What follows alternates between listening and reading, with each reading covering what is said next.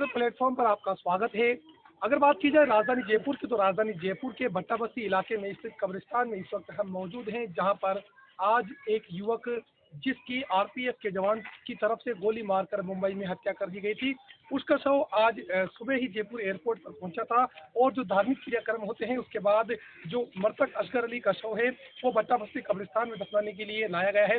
आप देख सकते हैं किस तरह से जो मुस्लिम समुदाय के लोग हैं वो यहाँ पर बड़ी संख्या में मौजूद हैं। बाकायदा जो तमाम रस्म रिवायात है वो यहाँ पर मुकम्मल की जा रही है।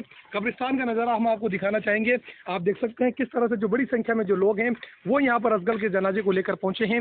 फिलहाल जिस तरीके से मुस्लिम सामाजिक संगठनों की तरफ से एक बड़ी मांग की गई है कि जो मृतक असगर अली है उसके घर के अंदर 3 बच्चियां हैं और एक जो बच्चा है वो काफी छोटा है, 1 करोड़ रुपए के करीब मुआवजा दिया जाए, सरकारी नौकरी दी जाए। अगर ऐसा नहीं किया जाता तो शुक्रवार को जुमे की नमाज के बाद भट्टा बस्ती इलाके में बड़ा विरोध प्रदर्शन किया जाएगा, जिसमें तकरीबन 10 से 20 हजार लोगों के शामिल होने की बात कही जा रही है।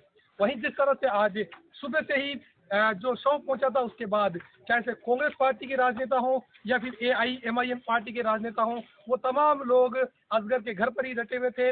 वहीं कुछ राजनेताओं की तरफ से कुछ पर्सनल ऐलानात भी किए गए, लेकिन जिस घोषणा की परिवार के लोगों को काफी दरकार थी कि कोई बड़ी घोषणा राजस्थान सरकार या फिर केंद्र सरकार से की जाएगी, वो यहाँ पर नहीं की गई है। आइए यहाँ पर कुछ लोगों से हम बात करने की कोशिश करते हैं। तो ऐसा काफी गमगीन जो वाकया है वो असगर के साथ में नजर आया है। आप इस मामले को लेकर क्या कहेंगे? यही कहेंगे कि जिस इंसान को अपने हिफाजत के लिए रखा गया, फिर उसके ज़रिए से ये काम हो जाए तो फिर उन लोगों पर क्या भरोसा किया जाए। भाई, जिस इंसान को उसकी हिफाजत के लिए, इंसान की हिफाजत के लिए, रक्षा के लिए रखा जाता है, फिर उसके बाद में वही इंसान आकर हत्या कर देता है, गोली चला देता है, तो उस पर क्या भरोसा किया जाए। अगर यही मुसलमान अगर इस काम को कर देता तो उसको आतंकवाद साबित कर दिया जाता।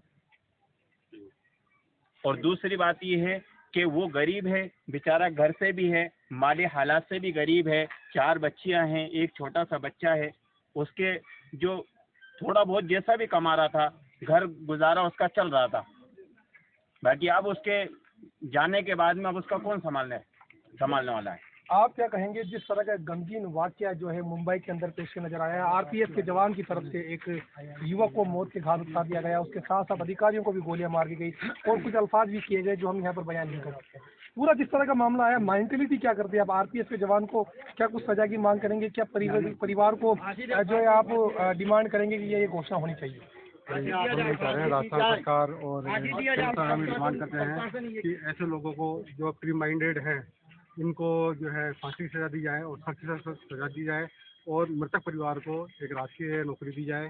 दूसरा, उसको रहने के लिए, क्योंकि वो किराए से रह रहा है या परदेसी है, तो उसको मकान यहाँ दिया जाए और 1 करोड़ का मुआवजा उसको दिया जाए, जिससे आली और माली हालत जो है उसको सुधार सके। तो बिल्कुल आप देख सकते हैं 1 करोड़ रुपए की मुआवजे की यहाँ पर मांग की गई है। उसके अलावा राजस्थान सरकार से भी ये मांग की जा रही है कि जो परिवार है वो काफी गरीब है, काफी जरूरतमंद है, इसके अलावा यहाँ पर फांसी देने की मांग की जा रही है। आप क्या कहेंगे जिस तरह का एक पूरा मामला सामने आया उसको लेकर?